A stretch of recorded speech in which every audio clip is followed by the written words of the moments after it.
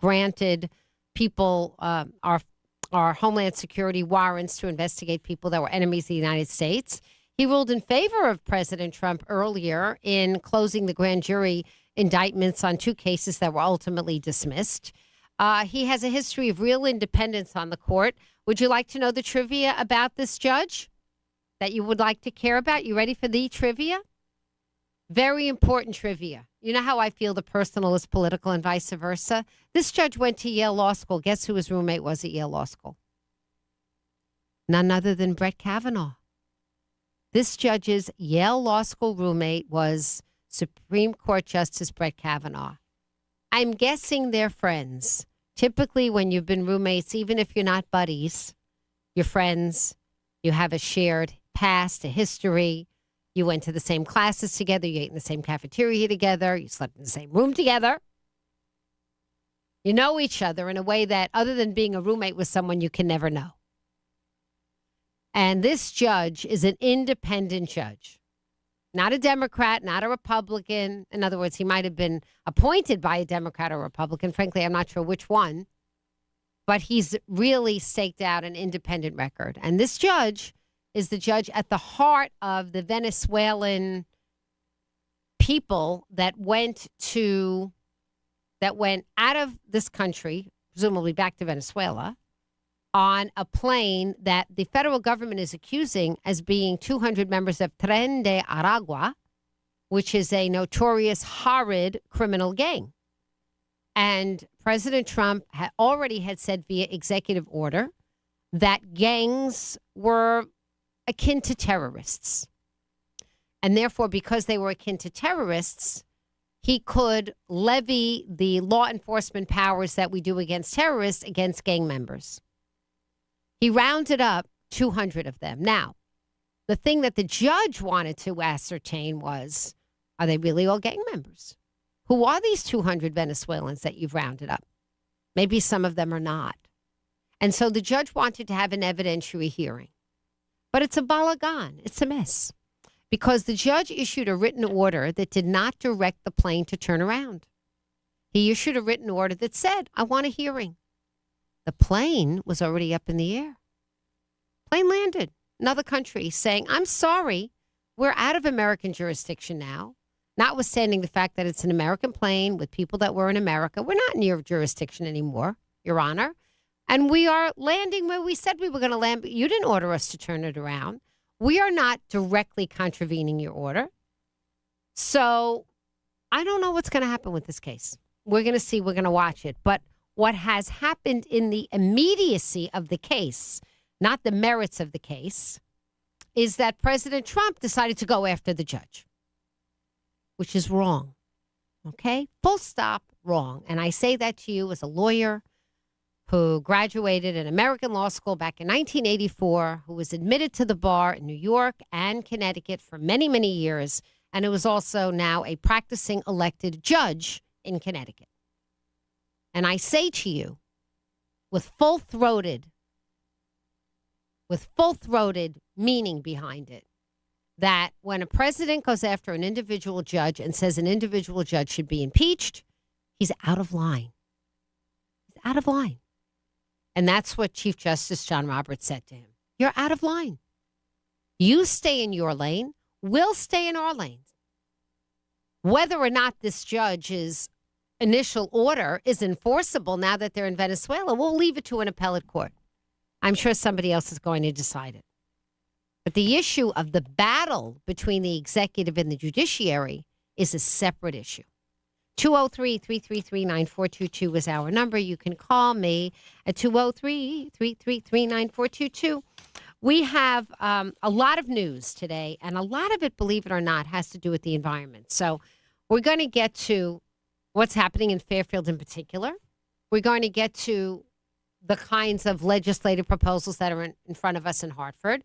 We're going to get to whether or not Westport made a mistake in passing a statute, not a statute, but a regulation with the force and effect of one in Westport that basically hamstrings the Architectural Review Board from reviewing what is by far the biggest development in Westport in decades, called the Hamlet. They're calling it the Hamlet. They came up with a nice name, so everybody thinks it's a nice development. It is going to radically transform the train station. Most of us don't understand how we'll ever get down there without traffic again. That's another conversation. But we're going to get to a lot of different environmental developments throughout the show. Before we get there, I wanted to pay a little close attention to our own Senator Murphy, who was on The Daily Show on Monday night. I don't know if you caught the appearance, but we're a small state. We're, 3.2 million people? We have two senators, Senator Blumenthal, Senator Murphy. Senator Murphy is trying to make a very big national splash. I don't know if he continues to have presidential aspirations. We know that he had aspirations. He was talked about being the possible Secretary of State if Kamala Harris had gotten elected. And he's just beginning another 6-year term, so he doesn't have to worry about re-election for quite some time. He's divorcing his wife, and he is very much within a romantic partnership, a woman who is a major Democratic operative, lobbyist, spokesperson. No, she's not a lobbyist. She actually is a publisher who works for democratically funded enterprises to become a loudspeaker for Democratic agenda policy initiatives. And they are close. They're in Washington, D.C., and they're together. I'm paying attention to Chris Murphy because he wants us to pay attention to him and because he is our senator.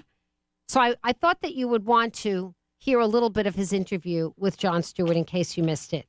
Let's go to clip 1. Let me explain this. Let me give a more specific example. If I'm a taxpayer, I feel like I pay money, I pay taxes, but I don't get health care. I have to buy insurance. So if I buy insurance, I get health care. Well, not really. I get access to a system that maybe will deny me my health care. Have Democrats thought about, isn't that the fundamental problem with how people are viewing their government? It shouldn't take 10 years to build a bridge, right? It shouldn't take 5 years to get a subdivision permitted. Government is not working for people right now. And when I first got into politics, the Democratic Party every single day talked about reforming government, talked about reforming democracy, talked about getting big money out of politics, talked about strict ethics reform. And somewhere we lost our way. At some point, that went from a top 3 issue to like a top 20 issue. And that allowed the Republican Party to become the party that was actually aggressive about reforming government. If we want to be credible anti-corruption messengers, and by the way, this is the most corrupt White House, the most corrupt government we've ever seen. Thank God, I talking about me. This is the most corrupt show I have ever seen in my entire life. Then as Democrats, we have to start talking about how we would fix it. And what happened in this last election, as you know, is that we made democracy the tentpole of the Harris campaign. And it looked like we were defending the existing democracy. This version of democracy is working for billionaires, corporations, and the elites. And if we don't talk about how we're going to change that, then we're not going to be credible in this country. Is Chris Murphy right? Is that the problem? Is that the reason that the Democrats have such low showings, that they are not focusing on reforming democracy, getting big money out of politics, and strict ethics reform?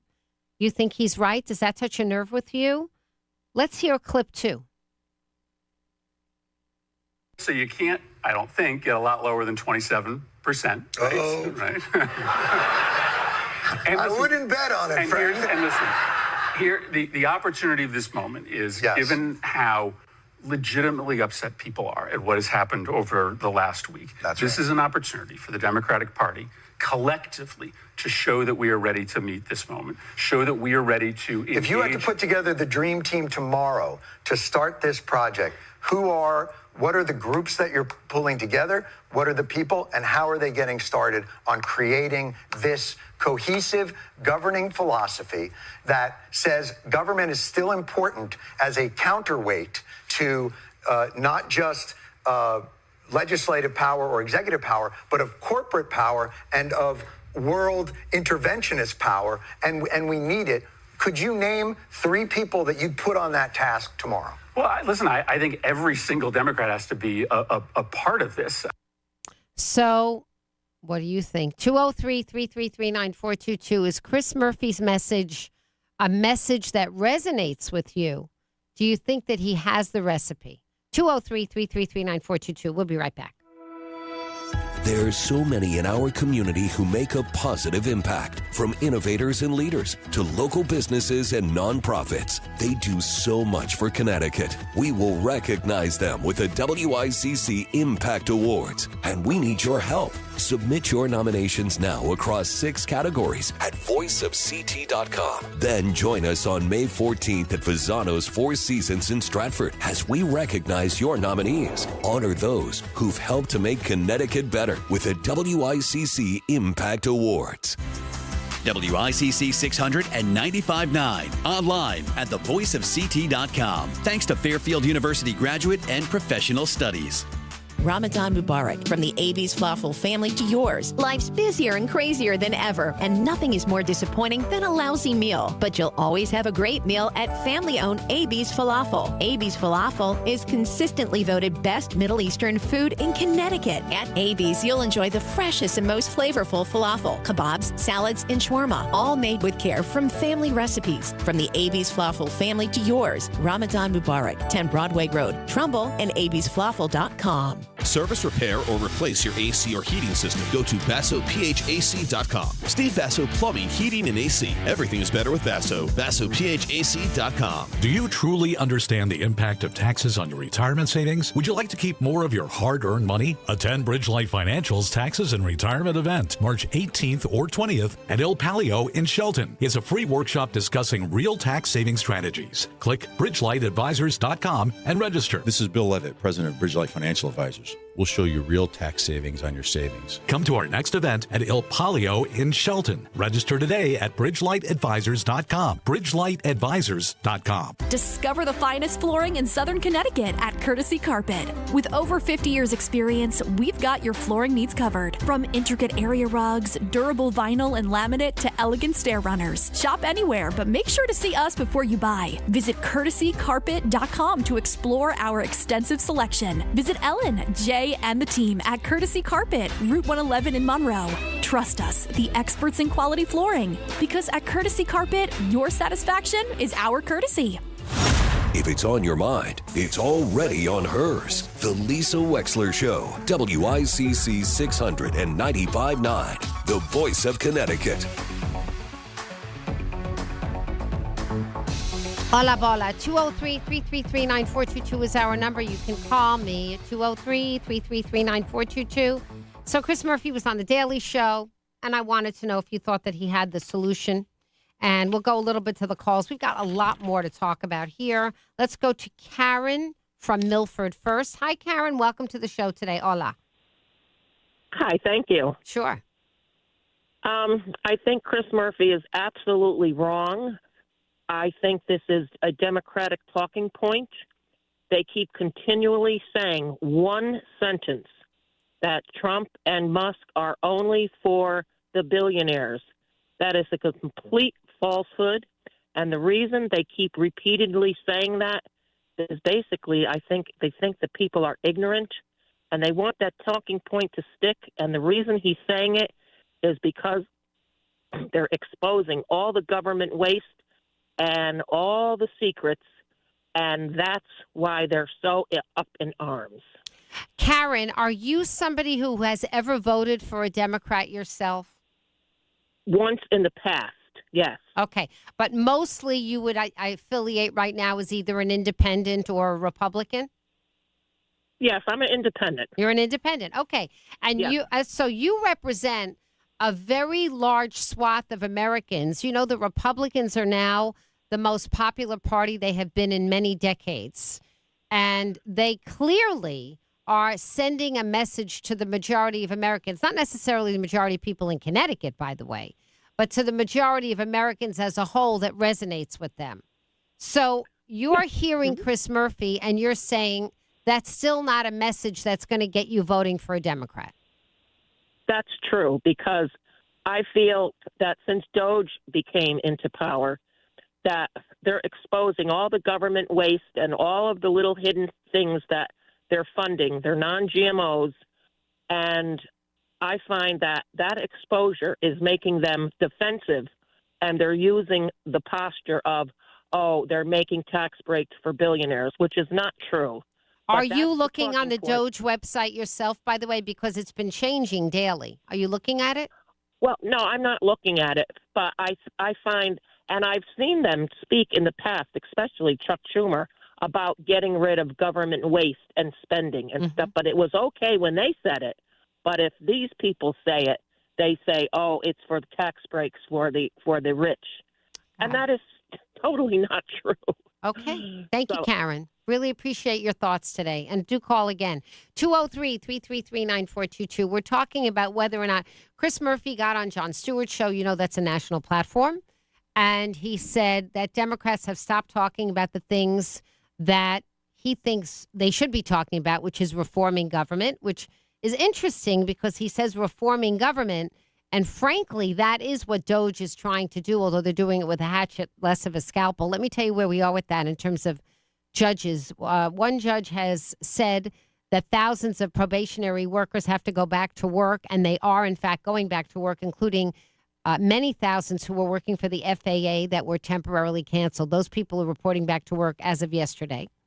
We have the U.S. aid, which was completely shut down via Doge, restarting to some extent, although they're not sure how it's going to happen. A judge ordering that complete shutdown of U.S. aid was likely, quote, unconstitutional.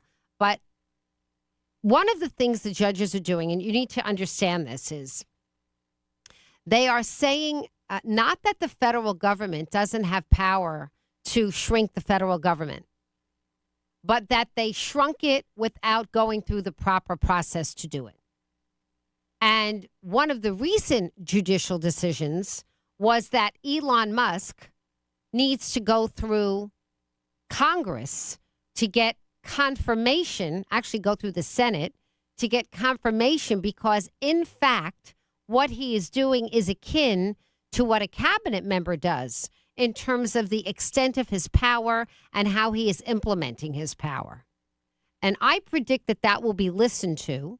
They have a Republican majority. Once they give Elon Musk the imprimatur of Senate confirmation, I think he will emerge as even more powerful than he is now. That's assuming he still wants to do it. This morning's headline is that his stock in Tesla has cratered so much that his net worth is now, a greater proportion of his net worth is now SpaceX instead of Tesla. Do you know it's gone down 47% since the election? Some of that is due to Europe completely abandoning Tesla because they don't like Elon Musk. And in the meantime, huzzas and kudos to SpaceX for getting back Suni and Butch, who are the two astronauts who were there for 9 months, with Suni being, and she's a woman, being only the second person in U.S. history, second to Peggy Wilson is I think her name, for the longest amount of time in total in space. When you've spent 9 months in space, it's very difficult to walk. Hopefully they'll regain their legs pretty soon. The muscles atrophy tremendously, women more than men. And this is a stint that they signed up only for a week for. And as you recall, the Boeing, I think it was the Starliner, but the Boeing space vehicle that was supposed to take them home after only a week didn't work. And thankfully, NASA had a backup, and their backup was SpaceX.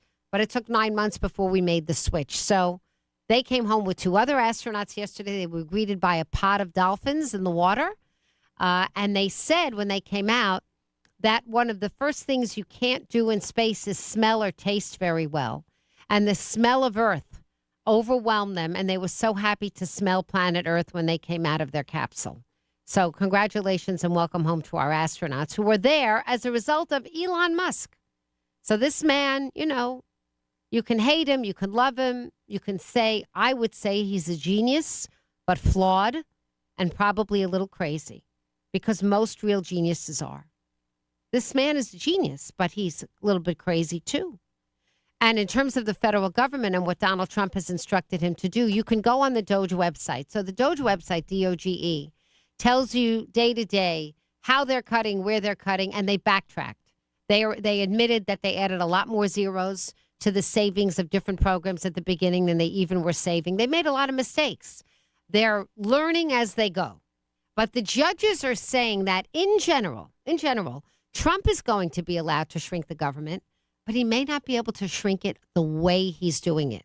He may have to delegate to the cabinet members who are heads of their own bureaus and departments the power to shrink the government the way he is. But so far, that buyout of September has not been ruled to be no good. So the people, the 1 or 2% of the federal workforce that took it, can probably rely on it. And again, people that were essential, like FAA personnel, they're going back to the job. On the other hand, this morning I read that Donald Trump fired the 2 Democratic members of the FTC, the Federal Trade Commission, which is unprecedented. These commissions like the FEC, the FEEC, the FTC, all of the FDA, all these commissions, which are very, very, very strong and powerful commissions, typically have a one vote at the top majority in terms of political appointments. So let's say when the president is Republican, it'll be 3-2 Republican. And then when the Democrat president is in, it'll be 3-2 Democrat. Well, this president, you know, Donald Trump always pushes the envelope. He fired the board of directors of the Kennedy Center and then had them appointed him the chair of the Kennedy Center. Again, unprecedented. No one's ever done that before. Well, with the FTC, he now stepped into uncharted waters and he summarily let go the 2 Democratic holdovers. So if he's going to try and get away with appointing 5 members of the FTC, once again, that will be decided in a court of law. I'm Lisa Wexler, and boy, is keeping our docket busy. Wow, oh, wow, oh, wow. Can you believe Donald Trump has only been president for 2 months? Am I the only one who already feels like it's been 2 years? 203-333-9422 is our number. You can call me at 203-333-9422. In a blow to one of the Trump agenda initiatives, Donald Trump had said that he would no longer allow people who identify as transgender to sign up for the military. And that was reversed by a court. So that policy is out. That policy is out. A federal judge indefinitely blocked President Trump's ban on transgender service members on Tuesday, dealing a major defeat to his policy, which was controversial to begin with. And a new Social Security anti-fraud rule could force more people to have to visit your Social Security office, despite the fact that we know that the entire organization is downsizing. The new rule takes effect on March 31st, and it would require that people filing benefit applications who cannot prove their identities online, which, let's face it, if you're applying for Social Security, generationally, you're usually challenged when it comes to doing all this on computer anyway. We're not talking about a pool of 30-somethings. We're talking about a pool of 60 and 70-somethings. They're likely to want to go to their office the first time anyway to make sure all their benefits are in order and they counted the right amount of credits.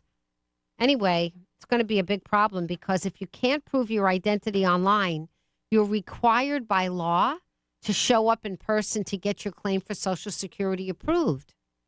But we know that many of these offices are being downsized. So let's hope that that's a pressure point on the federal government and they will not fire so many people from Social Security as they're planning to do. I'm Lisa Wexler. We'll be right back with Alexis Harrison and Maria Weingarten. They're going to give us a primer on what bills are trying to get passed through Hartford. This is a really important conversation because this has to do with how the town that you live in is going to look in the next 2, 5, or 10 years, depending upon which of these policies get passed. We'll be right back. For more of Lisa Wexler's views, sign up for her daily podcast. Going to the vet is a stressful experience. If your dog is like mine, he's quaking under the furniture while you're waiting. Meanwhile, you're missing work just to be seen during office hours. Luckily for us, we have Dr. Jeffrey Kay, the visiting veterinarian in our neighborhood. Dr. Kay comes to your house, answers the phone himself 7 days a week all year long, has over 30 years experience caring for dogs and cats, and for sick visits, vaccinations, end-of-life care, and great diagnostics, Dr. Kay is there for you. If you have more than one pet, Dr. Kay only charges for one house call, and his fees are surprisingly reasonable. Most importantly, Dr. K answers the phone after 5, meaning that you aren't forced to go to an emergency vet clinic just because your regular vet is closed. For old-fashioned personal service and top-quality veterinary care, call Dr. Jeffrey K, the visiting veterinarian, at 203-856-9900. That's 203-856-9900, because you and your pet deserve the best. Are you looking for a school for your child with a learning challenge? Winston Preparatory School is a leading school network for students with learning disabilities, including dyslexia, ADHD, and nonverbal learning disorders. Learn more about Winston Prep's highly individualized learning programs in Connecticut, Long Island, and New York that will help your child thrive. Visit winstonprep.edu for more information and schedule an in-person visit for a campus closest to you today. Now you can find out who's under the helmet and behind the jersey with the Rudin Report Athlete Profile. High school sports are made great by the student athletes who play them. Check out the High School Athlete Profile, sponsored by BMW of Darien at therudinreport.com. Professor, how did you crack where these big prizes come from on the multiplier scratch tickets? Greta and I had a lot of coffee. We discovered the prizes jumped by 5, 20, 50, and even 100 times. $200,000 in a single scratch. Professor, so the big question, who solved it? I did. Play the new multiplier scratch tickets from the Connecticut Lottery. Multiply your wins and maybe enjoy your own eureka moment. Overall odds by game: 5x, 1 in 4.25, 20x, 1 in 4.06, 50x, 1 in 3.72, 100x, 1 in 3.55. Must be 18 or older. Problem gambling helpline. Call 888-789-7777. Our financial system is cracking under pressure. Your retirement is at risk. Take control now. Lear Capital is offering a free Sky High Silver Report and Precious Metals IRA guide at BetterNestEgg.com. Don't leave your future to chance. Go to BetterNestEgg.com. From Stamford to Stratford, from Westport to Wilton. The Lisa Wexler Show is live on the Voice of Connecticut. WICC 600 and 95.9.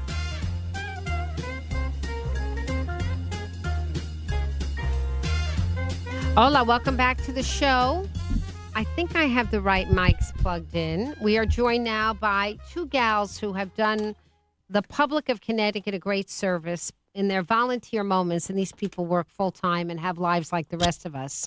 They started an organization a few years ago called CT169strong.org in honor of the 169 different towns, communities, and cities that are in Connecticut in response to what they felt was an attempt to usurp local control by creating housing policy from the top down from Hartford. And they do us a great favor because they read these bills. And they comment on these bills. And you may read their comments and say, yes, I love that. I want to vote for that. And you may read them and say, no, I think that's a lousy idea. But very few people take the time to do that. And that's why we have Maria Weingarten and Alexis Harrison on our show as often as we do, because I know that they do the homework. Alexis Harrison is on the TP&Z in Fairfield. And Maria Weingarten, do you occupy, I know you're a realtor in New Canaan. Are you on any board or commission there as well? I'm on the Board of Finance, and I'm also a member of the Affordable Housing Committee in New Canaan. Oh, and congratulations to you for getting your moratorium. Thank you so much. That was a big deal. It is a big deal. So let's begin with that. How did New Canaan get its moratorium? What does a moratorium mean? And just tell us about what the town did as an initiative and why it was important for the town to do what it did. So years ago, our town recognized that A30G is onerous, that it has the ability to override your local zoning for height, density, setbacks. And so we wanted to try to manage that process better. Okay, so I'm going to fix your mic so I can see your face. Okay, so our decision was to, great. Okay, so our decision was to go ahead and to build 100% affordable projects within our community, and they're forever affordable. So they're not 40 years? No. Wait a minute. You can do that? Yes, you can do that. I didn't know you can do that. Yes, you can. And wait. Now, can you, as a town, insist that the developer do that? No, we build it ourselves. So we have our town build. It is. So it's our Affordable Housing Committee. We get low-income housing tax credits, not the big one, the 4% version, which covers. I don't know what that is. Explain. Okay, so when you do financing for a development like this, you can get a funding source from the federal government or the state, and it's low-income housing tax credits. And so they go to an outside organization who will get a tax credit, and they give you sort of the down payment. So that's 30% of the project. Okay, wow. And you have to pay that back with low interest? Yes. Okay. And so that's what we've done. So where does the other 70% come from? It's 100% affordable. So the 70% I mean the 70% is right. To build it's bonded. It's bonded. and Okay, that's it's something borrowed. that we pay for. So it's Okay, a conscious yes. decision by our town. Okay. But we're paying for bonded, but we also get the revenues, right, from Right. any of the income that Right. comes in. Right. So Someone is managing that. Right. So we manage that process. It's not a moneymaker. So Right. I know there's a bill out there that talks about having a state housing trust fund. These are not moneymakers if you're doing deeply affordable. No, And of course. everybody needs to understand But they're intended to be able to pay the bills and maintain the property. Correct. So, and this is 100% affordable because the town did it. Correct. And so Is this the building that's on 123? 123 as you on the left-hand side. Yes, Very nice. It is. It's beautiful. It's 3 or 4 stories. It's 4 stories and an it's underneath parking is, garage. Parking is underneath, and They look very nice. They are beautiful. We've toured them as a housing committee, and they're lovely. Are they studio 1 and 2 bedrooms? Yes.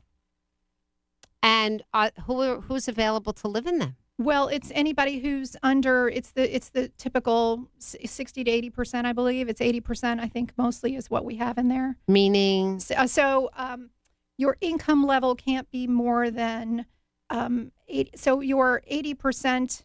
It's 30% of your income. You can't spend more than 30% of your income, and your income shouldn't be more than 80%. But can it be much less? State median, yes. It can be less. Yes. Okay. But you have to be able to afford it, right? So like you have to. Oh, so the rents are money. So there is, there's So a it's- rent payment. So yes. it's not like I'm really asking this because I'm interested. So there are some senior housing developments around the area where they will say if your Social Security is $2,000 a month, we're going to take 25% of that, and we're going to leave you the rest so you can live. So you can eat, you can buy your pharmaceuticals, you can go to transportation, you can buy a coat. That's not what this is? No. This is a rent. It's a rent. Got it. And it also includes the heating. Well, you have to. It includes the utilities. Yes. Yeah. And so give me an idea. What is the rent for affordable housing in New Canaan? I honestly I don't have. You those don't know. numbers. So those are that's. But I bet it's around $2,000 a month. It wouldn't surprise me. That's not deeply affordable either. I'm just asking, but I No, bet that's it's what not. is because New Canaan, the threshold with the 80% is still a lot of money. Yeah. New Canaan's a rich town. But it's not 80% of New Canaan's median income. It's state median income. Oh, really? Mhm. Oh, I thought it was the town. Okay. So, and you've built this, and how many units is it? It's about 100. I want to say it's 100 units in Canaan Parish, and then we also redid Millport as well. That was World War II housing, post World War II housing, and that had Section 8 housing in it. That was rebuilt and expanded as well. And then most recently, Avalon had a number of rental units. I think it was 104 units that the town, again, it's the housing committee purchased. You bought it from We bought Avalon. it. They must We be did. beautiful. So, and again, this is one of those areas where if the state really wanted to help towns, it's cheaper to buy existing than it is to build Course brand it new is. right now, the way Always. the costs are. Right. So, it would be a really good opportunity. And actually, our town approached the state to help us with the financing, and they couldn't pull it off quick enough. And Okay. because But again, you did it. when it's yes. Well, so if it's a market value purchase, Right. you're competing with the market. Of course you are. So you cannot waste time. You Right. cannot be bureaucratic about it. You have to be quick moving on this. And so if the state could find a mechanism to help towns purchase something quickly and then find a way to refinance that later, that would be a really good solution. So you have over 200 units now Yes. that you didn't have maybe 5 years ago.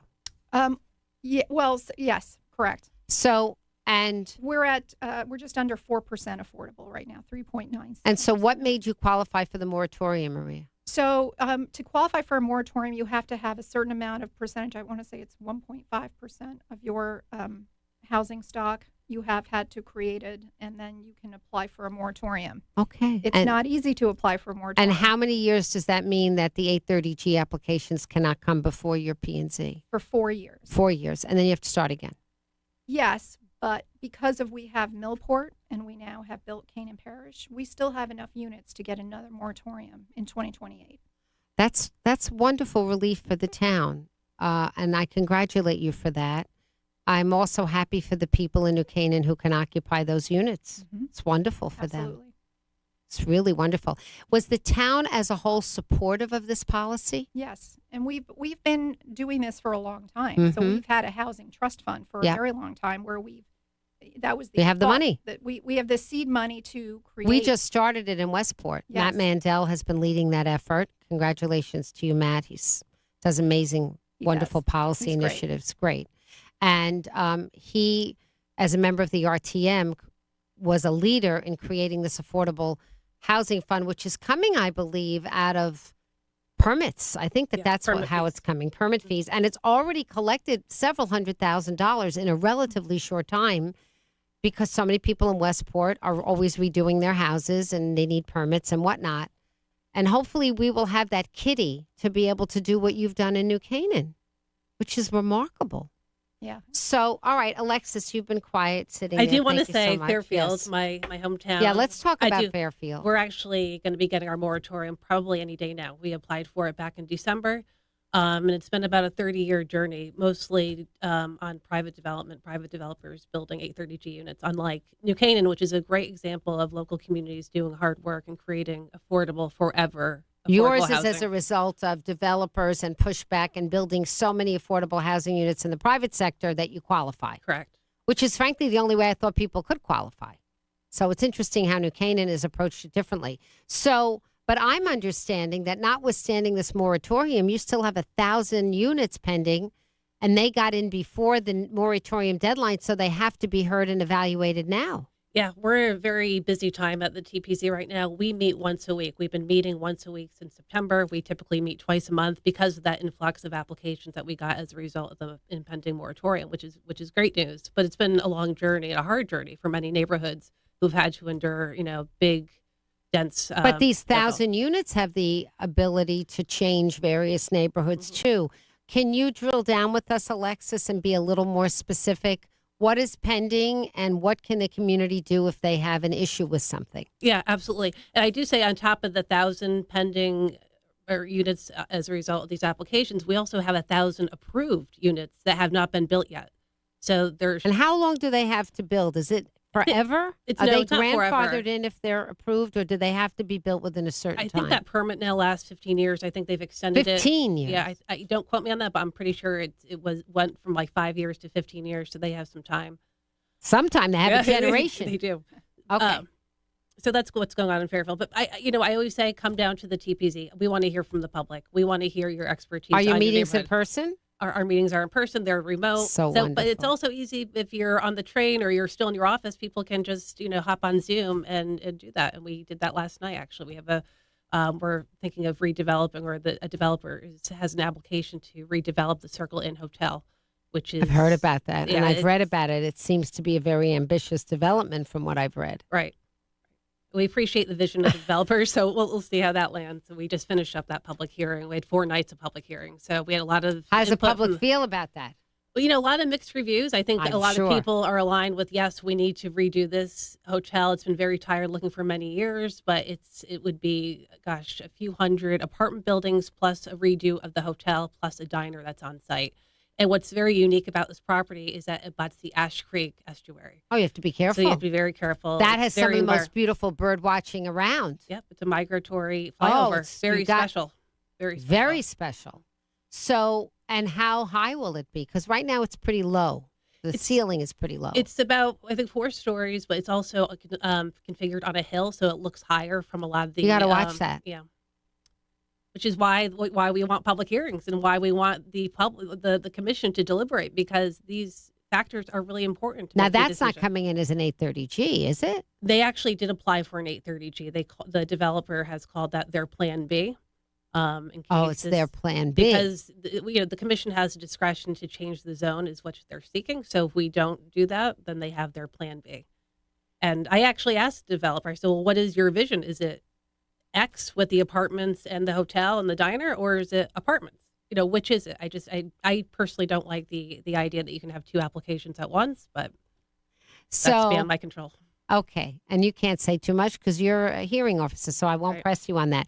203-333-9422. When we return, we're going to talk about what's pending in Hartford that applies to everybody in the state of Connecticut with 2 women who founded CT169strong.org. Stay with us.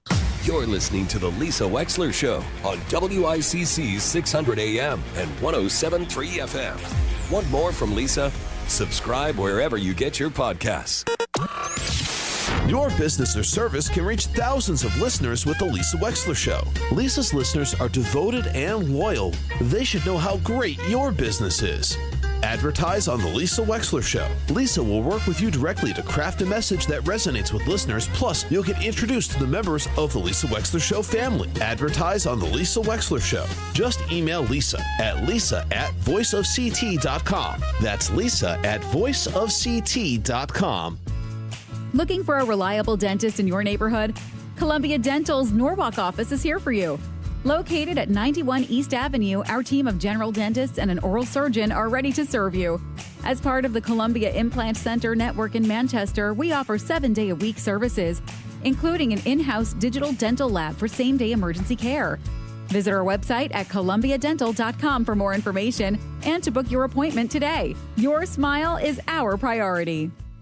Let's face it, nothing makes you look older than you really are than thinning hair. But what if you could not only increase your hair count, but promote new hair growth without surgery, without drugs with potential side effects, and without a prescription from your doctor? Well, now you can, thanks to a breakthrough new supplement called Hair Grow, provided by New Nordic, the #1 supplier of dietary supplements in Europe. Hair Grow is now available in the U.S. Only Hair Grow contains Tocogaya, a powerful antioxidant that has received a U.S. patent. Multiple clinical studies show Hair Grow is safe and effective in promoting new hair growth. In one study, 95% of the patients using Hair Grow saw increased hair count. Don't lose more time and more hair. Try Hair Grow today to feel and look your best. Available online at Amazon, Walmart.com, and NewNordicUSA.com, or in stores at your local CVS. Look younger and feel more confident with Hair Grow by New Nordic at NewNordicUSA.com, or in stores at your local CVS. Back to the news and talk. Thanks to Smart MLS. Smart sellers ask, is my home on Smart MLS? The voice of Connecticut. WICC 695.9. It's the Lisa Wexler Show. I have just been handed a list in tiny print of over 40 bills that the 2025 Planning and Development and Housing Committee is looking at during this legislative session. And apparently, our guests, Maria Weingarten and Alexis Harrison, who founded CT169strong.org, have been up until the wee hours of the morning actually reading these and deciding whether or not they're opposed to them, they support them. They do support several, they oppose some they're neutral with. Ladies, I'm going to throw up from all this. It's mind-boggling. It's mind-boggling.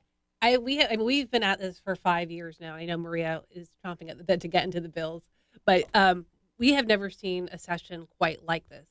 Really? We have seen so many bills between the Housing Committee, Planning and Development, the Environment Committee now, and the big theme, the story here is as of right development and getting rid of public hearings, the public voice, which we just talked about, right? How can we do that? That's the most ridiculous thing. How can we get rid of public hearings? And it's interesting. And why are Democrats trying to get rid of public hearings? Right. And the reality is it is a supermajority there. But, we don't want to get involved with parties. We just want good policy. And but I have to say this, and I am Democrat, but I have to say this. I don't understand where the policy comes from a party that wants us to all believe that they believe in public hearings and public voices. Right. And many of us, the public, CT169, we're up there at the public hearings. And they're getting rid of what they need because they need experts. They need volunteers who are the boots on the ground when it comes to zoning to get input on these bills. Who's behind these bills? We have, largely the majority party, as we discussed. The majority leader. The majority leader, Mr. Ritter? Rojas. Yeah, Speaker. Oh, Mr. Rojas. And he's been at these bills for many years. And I think now there's a supermajority. I feel like there's kind of a perfect storm to get these through. And they're also doing it really quickly. Things are just moving so fast, we can barely keep up with it ourselves. And what are the bill numbers that you think that people need to be most conscious of? Help me sort this out. There's over 40. Okay, so I think we could start with the fair share bill, OCA's fair share bill. That was passed in a squeaker vote last year. Jonathan Steinberg, who said that he would go to the mat, ended up voting for it. And when I asked him why, he said because he knew it would come back next year, meaning this session, and he wanted to be in a good position to be able to negotiate and argue out of it. So I guess he was right. They're not going away. But if it was passed last year anyway, what do they want to do this year that they didn't get done last year? Well, so it passed actually 2 years ago. 2 years ago. 2 years ago. And Seems like yesterday. It does. Well, it's painful. And it's a study. So the study was meant to find out allocations for all of the municipalities. And so they hired a consultant. It was a tortured process for them to get a consultant. I remember that. Right. And then they tried to have a secret committee, and then that was disbanded. Failed. And that disbanded, thank goodness. So now we're waiting for those results. So they started an OCA bill. What does OCA mean? Open Communities Alliance was the original sponsor of Fair Share. Okay. And when they put out their proposal, years ago, again, this is going back 4 or 5 years, their numbers were so onerous that sometimes they never even got out of committee. They never even got heard, or they got heard, but then they never went any further. This year, they're saying that it's you just have to change your zoning to make a reasonable opportunity to create those units of affordable. So it's and that's what the bill says, and it also gives rights to sue for nonprofits. And to go against towns if they haven't created that opportunity to build all of those units of affordable. So nonprofits who say, I'm for affordable housing, will have an intervener stake. Yeah. Now, on the other hand, they're getting rid of the intervener stake for environmental. Correct. Why are we doing that? I think it's just another workaround to build housing quicker, I think. Why would people who say that they love fresh air and water and care about coastal wetlands and wildlife want to avoid environmental scrutiny? So this bill, the SEPA bill that we're talking about, I went up there, I testified against it. Many others did as well. And this bill would narrow that standing. So neighbors within 100 feet or nonprofits would have standing. But as we know, pollution, issues with the environment, they're not subject to just an area of land. At all. In fact, Governor Lamont, in a top story today, is talking about the fact that Connecticut has one of the worst ozone levels over our state in the country. And that's largely because we are geographically situated in a place where winds from greater polluting places land over Connecticut, particularly Hartford. Right. No, SEPA, this law has been in existence since before I was born, for over, I think, 50 years in Connecticut. And it was actually created by the Environment Bill. And now they're trying to make it very narrow, where only people within 100 feet can have an intervention. And again, that's 100 feet in Westport, 250 feet, and you at least get notice. 100 feet is nothing. Right, it's nothing. What is 100 feet? It's nothing. They don't want it to happen. So is anybody on the committee listening? I don't know. There were actually scores of people, I think, ranging from different nonprofits, from people like me up there talking about how bad this would be. I hope they'll listen. I don't know. They don't always listen, but I think. What bill is that? That's 6249, HB 6249. 6249. I can't even find it. And there we go. Oh, the environment limits CPA interveners. We actually have an intervener on a case down in Fairfield right now. It would turn back the clock. You see, I hate to, again, it's a little political, but we see the Democrats saying with some of the rollbacks that we're seeing on the federal level, they don't like that, but yet they're bringing it to Connecticut.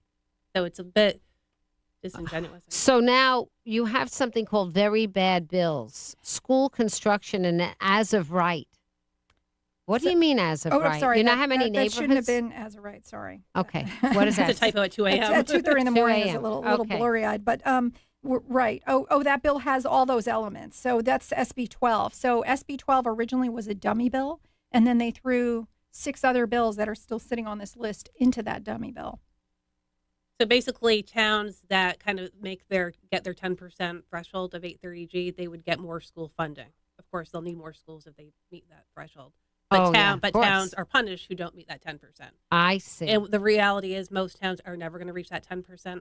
We saw recent numbers from, I think, the Department of Housing this week, where it said only 136 units of deed-restricted affordable were actually built in the state of Connecticut under the 830G law in the last year. So actually, with the school construction, the way it works is they're going to look at this 830G report, and they're going to say, okay, who has 10%? They can all get an extra 20% reimbursement. Now, those towns that have 10%, they get tons of funding from the state already. They're already getting about 60 to 80% reimbursed on their schools. So now they're going to get another 20%. It seems very unfair because the reality is that towns like Westport or towns like New Canaan get only about 10% to 20% reimbursement on their school construction. All right, let me go. There's so much here. Yeah. What is this act concerning housing authority jurisdiction? Yes, so that's back again. That's in New Haven Housing Authority, again, testified that they would love to be able to build in other towns without that town's permission. We see a lot of these retread bills come year after year. But that's ridiculous. The jurisdiction has to be limited to their own community. Land is local, Lisa. We know that. And there's nothing preventing somebody from inviting someone in who has the technology or Of course. experience. And if you want to partner up with another town, that's permitted. So this is not necessary. It's just a way for them to, I think, because New Haven gets a lot of vouchers. They get thousands of vouchers. They have the second highest amount of vouchers in the state, over 7,000 vouchers. Right. And the rest of the towns get next to nothing. I know. We need some. We do. We need some. We need some in Fairfield and Westport and Norwalk. We need some in my communities. So it would be a real insult to say, okay, let New Haven Housing Authority build in, let's say, New Canaan. They're going to use their vouchers to like as part of the financing stack of covering the cost because that's a cash flow to the project.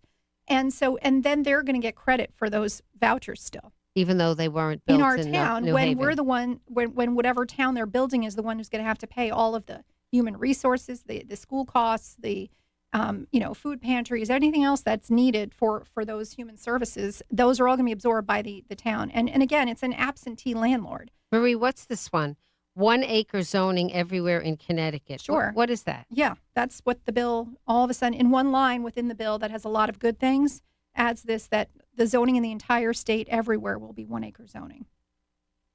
How can they do that? What does that mean question. even? It doesn't mean anything because it's soil based. You know this because this was your role.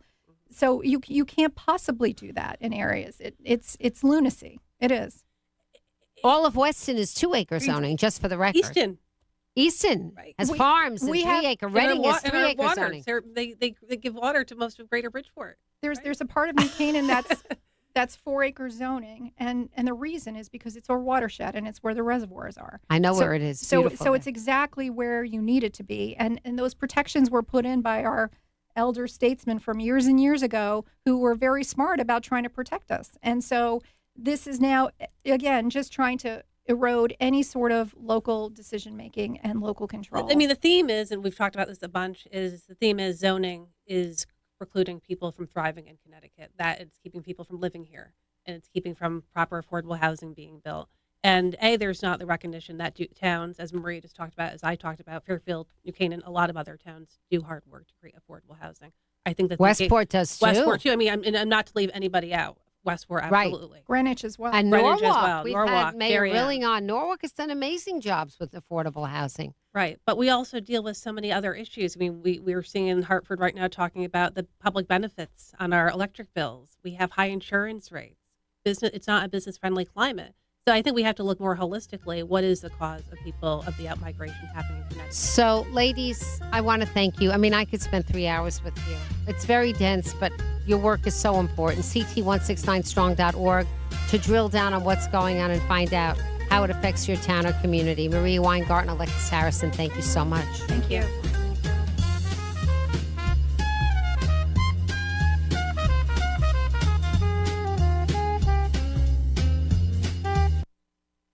WICC Bridgeport, WFOX Southport, WEBE HD2 Westport, WPLR HD2 New Haven, locally owned by Connoisseur Media. This is CBS News on the Hour, sponsored by Progressive Insurance. I'm Deborah Rodriguez. Yesterday, a call between President Trump and Vladimir Putin. Today, Mr. Trump's on the line with Ukraine's Volodymyr Zelensky. In fact, right now, filling him in on his conversation with Russia's leader about ending the war next door. We have gotten word of cooperation on one issue. CBS's Vicki Barker is at the foreign desk. The defense ministry in Moscow has just announced that Russia and Ukraine have exchanged 372 soldiers in a prisoner swap brokered by the United Arab Emirates. It says Kyiv returned 175 Russian POWs and Moscow returned 175 Ukrainian POWs, as well as 22 seriously wounded Ukrainian prisoners in need, it said, of urgent medical assistance. A UN official says an international staffer has been killed, 5 others injured in a strike on a UN guest house in Gaza. The Israeli military, which has been carrying out waves of heavy airstrikes since yesterday, denies it targeted the compound. Jordan's King Abdullah spoke alongside French President Macron at a meeting in Paris. Israel's attacks and its blockade of aid risk the lives of a severely vulnerable population. Israel's defense ministers just announced evacuation of Palestinians from Gaza combat zones will begin again soon. He, she, them, they. An appeals court hears arguments today on some schools in central Ohio that have banned students from refusing to address classmates as they wish. Legal analyst Thane Rosenbaum. This case has already been argued before the federal appeals court in Cincinnati, where 2 of the 3 judges ruled in favor of the school district's requirement that students address each other according to their preferred pronouns. Retailers have started paying less for eggs. Wholesale prices have dropped because the number of bird flu outbreaks has declined, as has consumer demand. When will we start paying less? David Anderson is a professor of economics and business at Center College in Danville, Kentucky. It does take time for the producers to come back online with hens. Shoppers in areas where there are a lot of competing stores should see lower prices sooner than those who live in places where there are just a few grocery stores. Christopher Cruz, CBS News. Astronauts Butch Wilmore and Sonny Williams have reunited with family and friends in Houston after their planned 8-day stay in space morphed into 9 months. A SpaceX capsule carried them back to Earth, was splashed down in the Gulf of Mexico before they were taken to Johnson Space Center. Astronaut Woody Holberg spent 186 days on a mission to the International Space Station. Within a week, I was feeling like being on Earth was normal again. Dow up 211, NASDAQ ahead 119. This is CBS News. A riddle brought to you by Progressive Insurance. What do your home and auto have in common? Progressive protects them both. It was an easy riddle. Learn more at Progressive.com.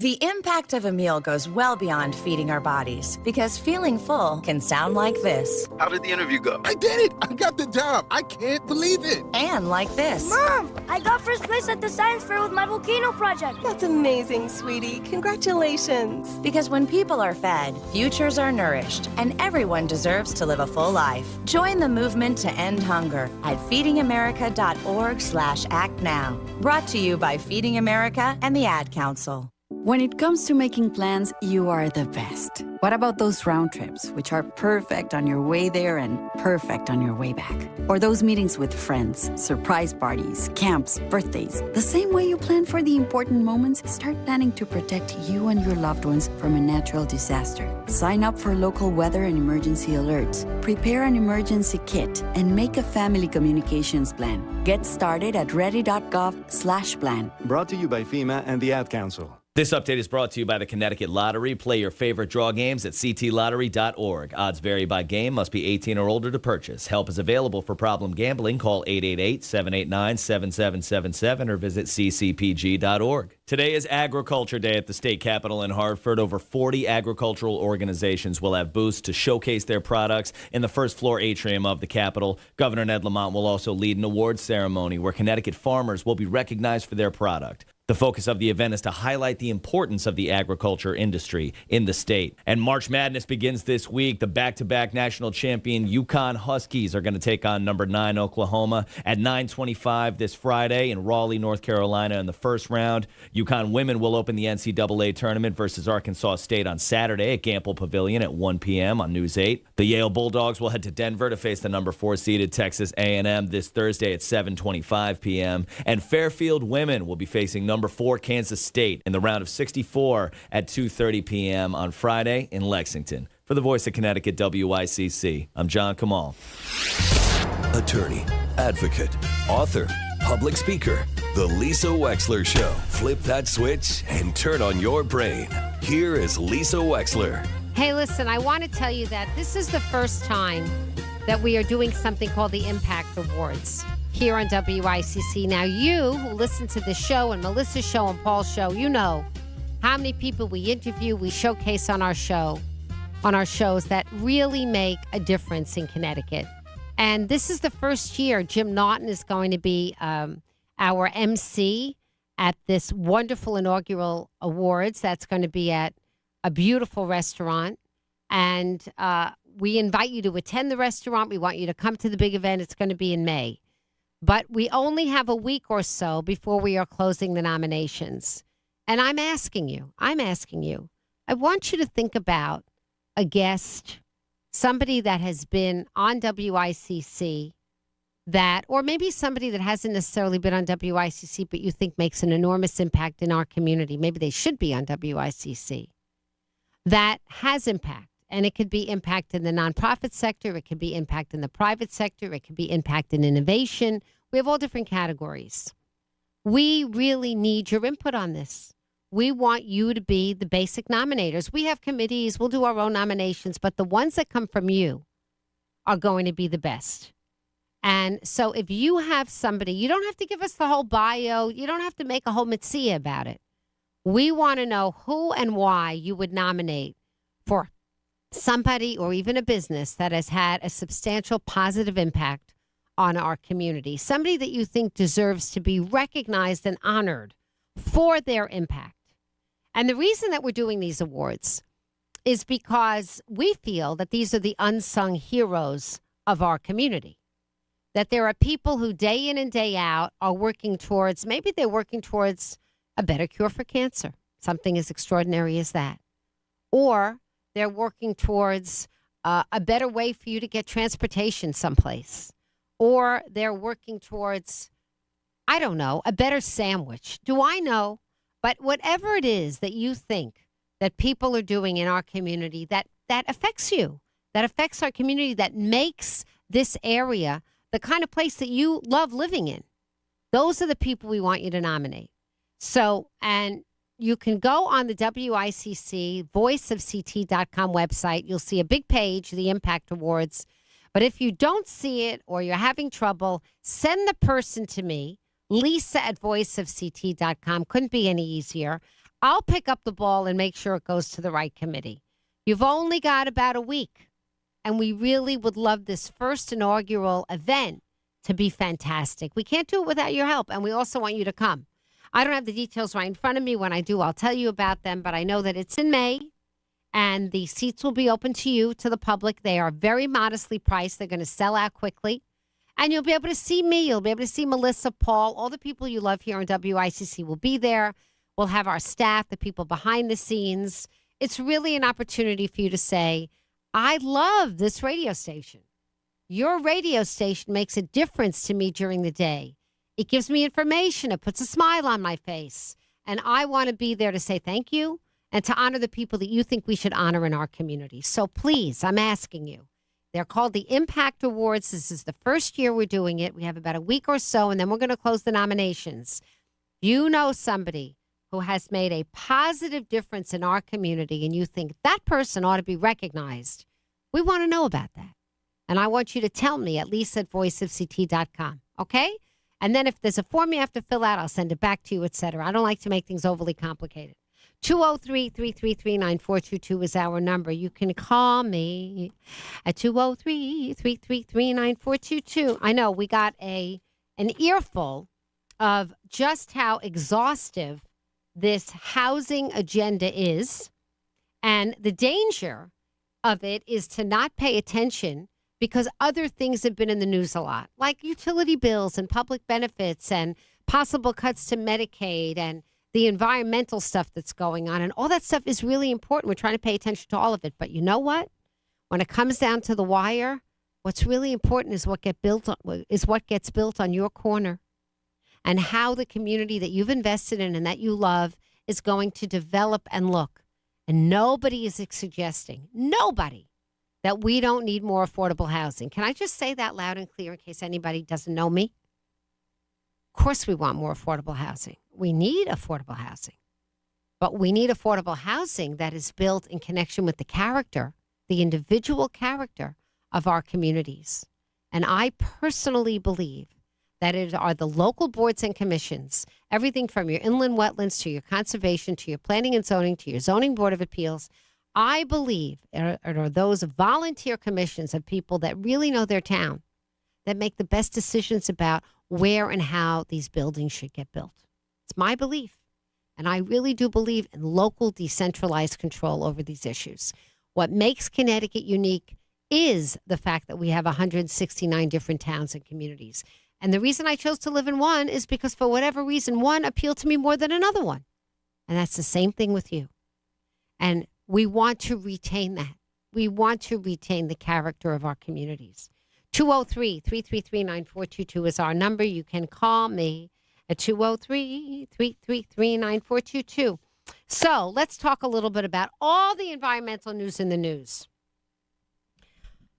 And, you know, the other day, I think it was a commercial yesterday where a doctor was talking on the air, and a doctor was saying that the solution to, I don't remember what ailment, was rest and exercise.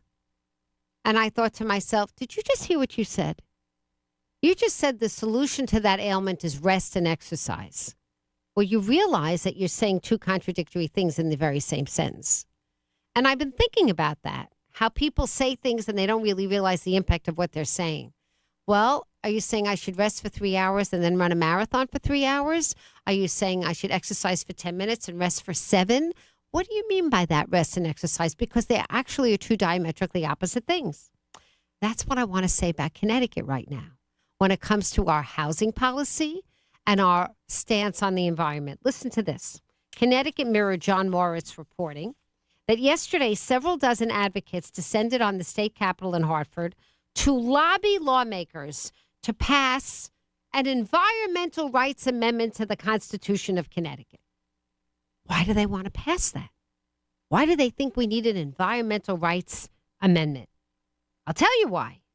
Representative Sarah Kite, Democrat of Fairfield, says, with federal environmental protections being rolled back and environmental policy based on science being erased, securing strong protections at the state level is more important than ever. I couldn't agree more. Let's enshrine it in the Constitution by all means. For sure. How is that going to jive with the fact that you're telling people that they can't intervene in local property building hearings? Does property building not affect our environment? Do you understand what I'm saying? Does anybody understand what I'm saying here? That there is this surge to say the Trump administration is going to do terrible things to our environment, which, by the way, I'm afraid of, very afraid of, and especially since they've changed their mission statement.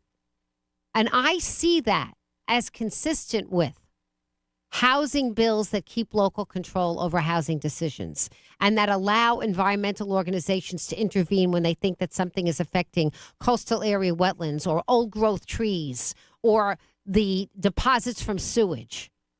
I see that as consistent of one mind, but I see inconsistency in Connecticut policy. The wording of the proposed amendment states in part that all Connecticut residents have an individual right to clean air, water, soil, and ecosystems, as well as a safe and stable climate for the benefit of public health, safety, and the general welfare. That is a big story. Proponents pointing directly to President Trump's efforts to undo many of the nation's longstanding anti-pollution regulations.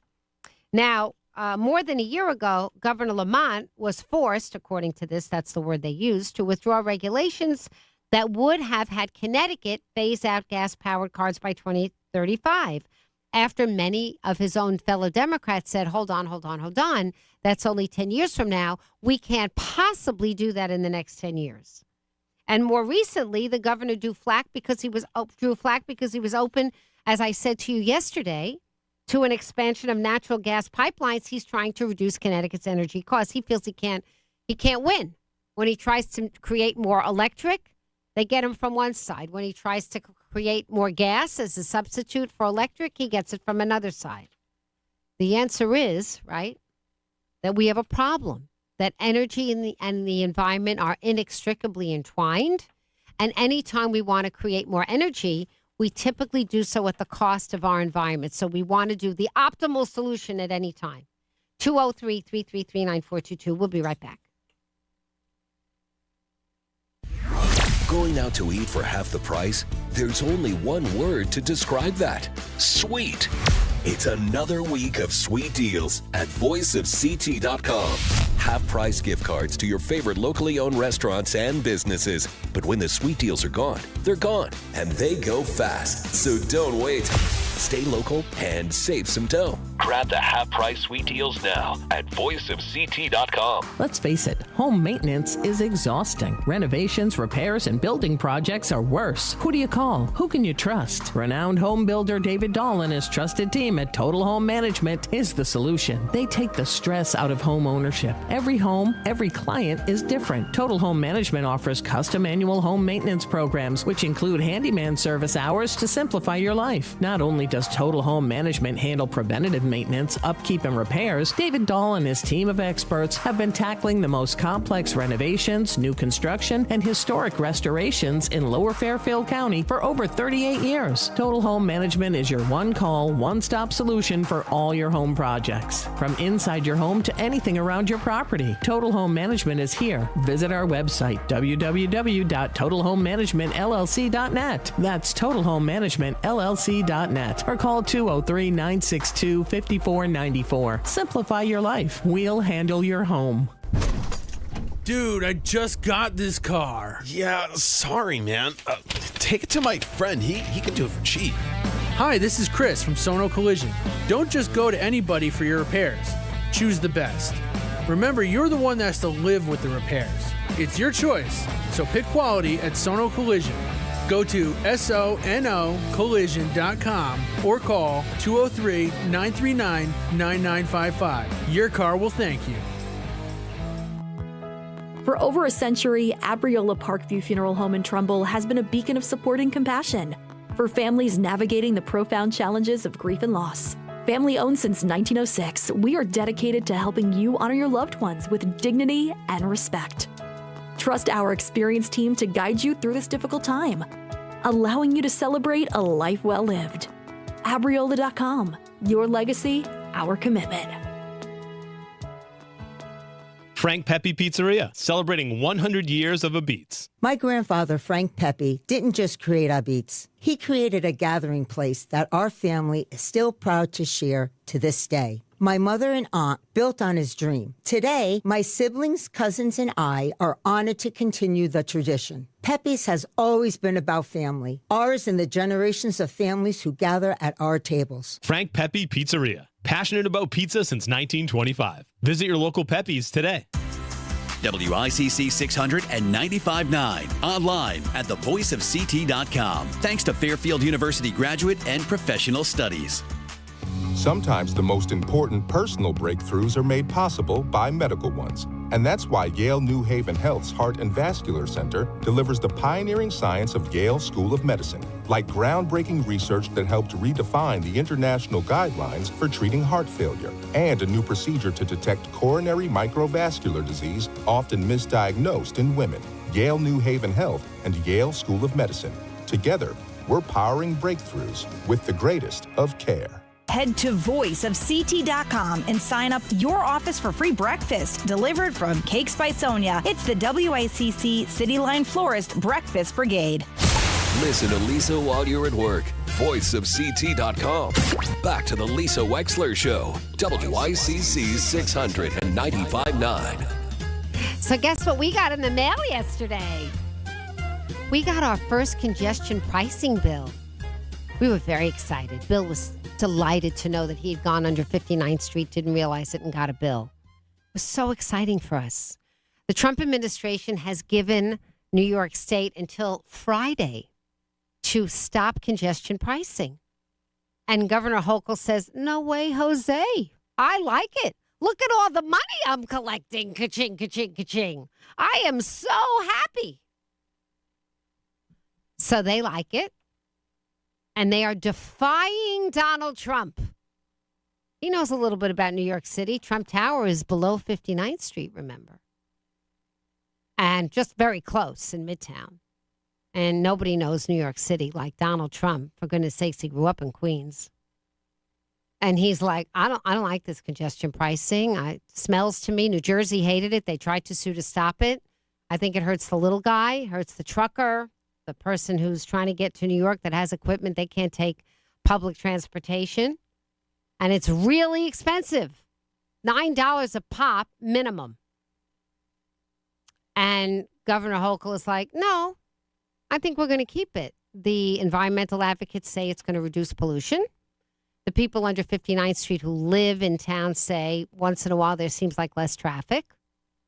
It's enormously helping Uber drivers because they only have a surcharge of way less than $9.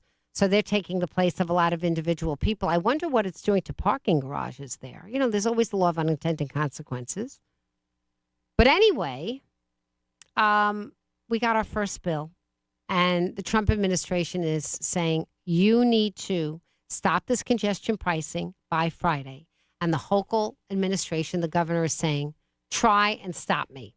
So let's see what happens. Of course, you know that's going to end in a courtroom.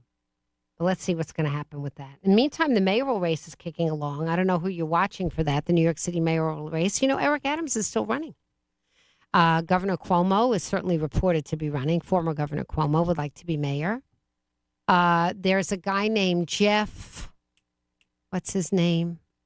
Walters, look him up. It's with Jeff W., who's an independent guy, former prosecutor, who the New York Times did a beautiful kind of report on him, a nice little interview with him. He seems to have a lot of qualities that would make him a really interesting mayor.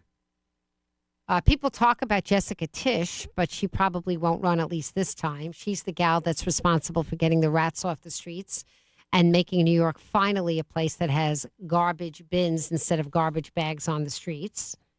We'll see what happens. You know, we follow New York City very closely, 203-333-9422. And in the front page of the Post today, I would be remiss if I didn't talk about this. We are actually going to have this doctor on our show next week. I'm very excited, Dr. Richard Fry. Dr. Richard Fry says that he has been working with kids with autism and parents and families with autism for 20 years. And he firmly believes that there is a low-cost solution to having little children. Now, we don't know about older children yet, but little children with autistic symptoms come out of their autistic symptoms and be more typical again. And he believes that the secret of this is in folate, which is in the B9 vitamin, and the fancy word is leukocytin. And we're going to have him on our show. The New York Post put him on the front page today. My Aunt Cookie had told me about this a while ago, and we were already trying to track him down. But I want you to know, if you have a family with a little one or an older one that's been diagnosed with symptoms of autism, Asperger's, which is a sort of a subsection of autism, autistic signs and symptoms, there may be a low-cost, amazing, I don't want to use the word solution, but you know what I mean, treatment solution for people who have been locked into nonverbal, locked into a world of nonverbal expression, which is very frustrating and upsetting for everybody. You know, for many children with severe autism, you feel when you're around them like if you could just find the key to unlock what's going on in their brains, because they exhibit signs of intelligence very often with their own computer or iPad, very often in receptive knowledge and understanding, but they're not able to express what they want to communicate. And so, anyway, his name is Dr. Richard Fry.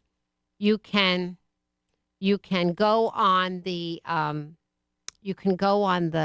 website of NewYorkPost.com, which is still a free site without any paywall, and you can see what the Post is talking about today. Honestly, it's very, very exciting. And so we are going to pay a lot of attention to it. 203-333-9422.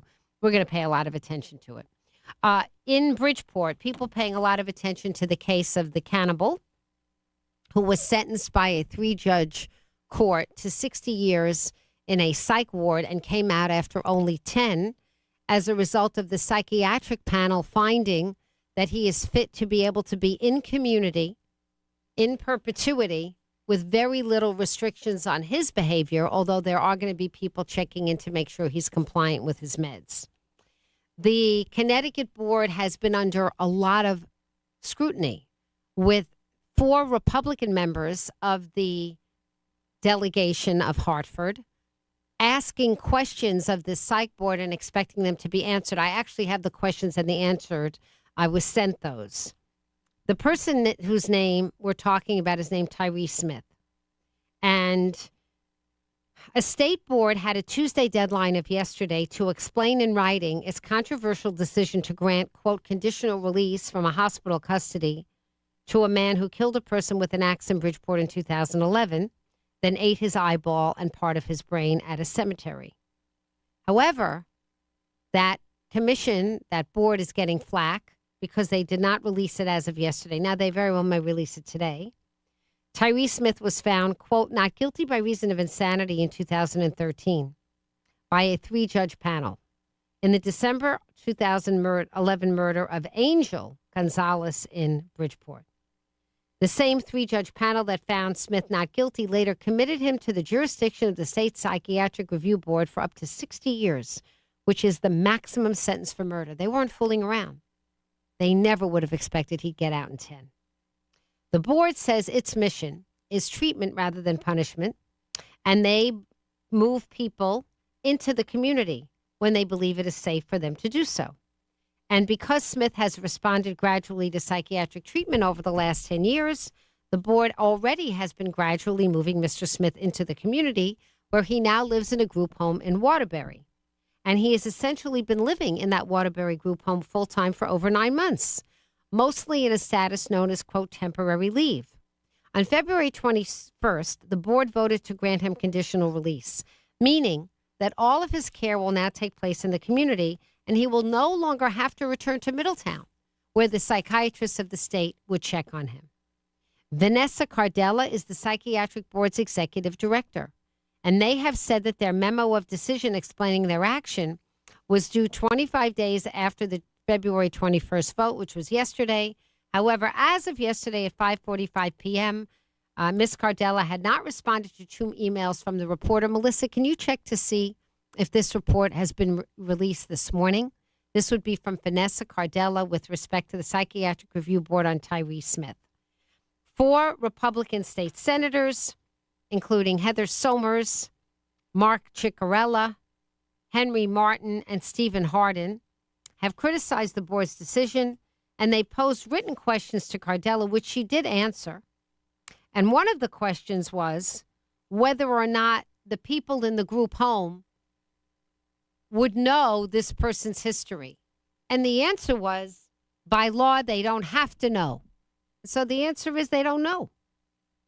So as to whether Smith would be supervised in person at all times, Ms. Cardella said Mr. Smith will be able to travel in his own custody and has appropriately used this privilege without concern while on temporary leave. And so what the pity of this is, and you need to trust me when I tell you I know this disease well, the pity of this disease is that Mr. Smith is probably 2 persons.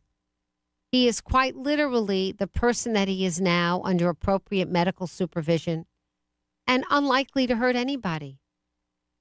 I have no reason to doubt the judgment of the Psychiatric Review Board that says that right now, while this person is under meds, he is unlikely to hurt anybody. What troubles me, this is my concern, as somebody who is in psychiatric hospitals a lot and have presided over well over 1,000 hearings of people with schizophrenia. My concern is that the track record of people with chronic schizophrenia in complying with their meds is not good. Many, many times they stop their medicine. As soon as they stop their medicine, they decompensate. That is the fancy word for what happens when your symptoms reappear. And just like Dr. Jekyll and Mr. Hyde emerges. And if you remember the movie with Spencer Tracy, you know exactly how diametrically opposite and evil Mr. Hyde was from Dr. Jekyll. And I believe the author was actually writing about schizophrenia. Let's go to Bob from Stratford. Hi, Bob. Welcome. Hello. Hi, Lisa. Good to talk to you again. Yes. I just can't believe that. How do you rehabilitate somebody who ate somebody? I mean, you don't. You just got to put them away forever. Bob, I think that this case points out that in our law, we have this verdict of not guilty by reason of insanity. And what we mean by that is not how the law is actually going ahead and interpreting that. What we mean by that is that somebody who is insane can't necessarily be held to the same level of true culpability as somebody who sanely commits a crime. And so when these judges committed him to 60 years, I believe they believed that he was going to stay there for 60 years, or maybe 50 years, or maybe 45, but not 10. Not 10. Well, I wonder how the people feel who let him out in 10 years, how they feel right now. They feel good about their decision. They've defended their decision. They've pointed to their track record, Bob, as saying that anyone that they've let out has not recommitted a crime. So they're feeling good about their decision. Lisa, what I can understand, you commit a horrendous crime. You're not going to be rehabilitated. I mean, that's my opinion. There's no way. The answer is it's not about rehabilitation with this. The answer is it's about schizophrenia, Bob. And the answer about schizophrenia is very clear. Most people with schizophrenia, when they're on their medicines and have a clear mind, would never, ever commit this kind of crime. They commit this kind of crime in the throes of psychosis. Right. I know people who are on meds, and if they don't take it, they're off the wall. Correct. I mean, just because you're supposed to take your medication, they don't.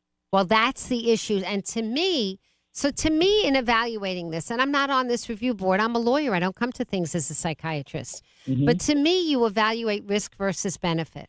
So you give the individuals the so-called benefit of the doubt. All right, he's free. But what is the risk to society if this man goes off his meds? I think, my own opinion, it's probably too great. Probably too great a risk for the benefit analysis. But they don't see it this way. And they have the authority under state law to take a legal sentence and a legal judgment and convert it into an early release. And that's the question about whether our public policy in Connecticut is the correct policy. That's where we have to look. Should the Psychiatric Review Board have the ability, the legal right, to take a sentence of a 60-year maximum and say there's a psychiatric release in only 10 years? Or do we want there to always be a minimum of 30 or 35 or something, or never at all? And I think that that's the question for the legislature right now, because this case in front of them has pointed it out to them with a lot of clarity. Well, I'll tell you, Lisa, if I knew somebody who ate somebody and is walking the streets, I don't think I would like that at all. You wouldn't want them to be in your group home, would you? Oh, positive, not on Earth, actually. Well, and there you go. And there are people unwittingly living with him right now in a Waterbury group home who have no idea that this is exactly what he did.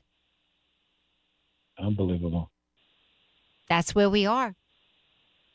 You know, and I'm not to get off the subject, but even people commit crimes. Like somebody kills a baby and the wife and the baby daughter or whatever. Yes, horrible. And they get like 20 years, they get out in 15 years. I know. How could you get out of jail? I don't know. After you kill somebody? I look Even at the some of Bible these says sentences. An eye for an eye. You know what, Bob? I look at some of these sentences myself, and if someone committed that crime at 25 and they're out at 40, I can't believe it either. But that's not my area. It's not my area. Let's face it. Anybody who commits a horrendous crime is a little mental anyways. You got to be. Yeah. In that moment of rage, they absolutely, most of them have lost touch with some kind of reality. And we're supposed to forgive them because they were in a rage at that moment? No. It's a question of judging their risk to us once they've committed the crime, right? So, and you know, when we put people in jail, yes, it's about rehabilitation, but sometimes it's also about punishment. Let's not kid ourselves. In the psychiatric world, it's not about punishment. That's what they're saying. Thank you, Bob. I appreciate the thoughtful call. I know that you echo the sentiments of many people in Connecticut. We'll be right back with Wayne Winston. Stay tuned. The Lisa Wexler Show on WICC 600 AM and 107.3 FM. Did you miss part of the show? Grab Lisa's podcast. Just search in your favorite app. Your business or service can reach thousands of listeners with The Lisa Wexler Show. The award-winning show is consistently ranked in the top 5 talk radio shows in Connecticut. Lisa's listeners are devoted and loyal. They should know how great your business is. Advertise on The Lisa Wexler Show. Just email Lisa at voiceofct.com. That's Lisa at voiceofct.com.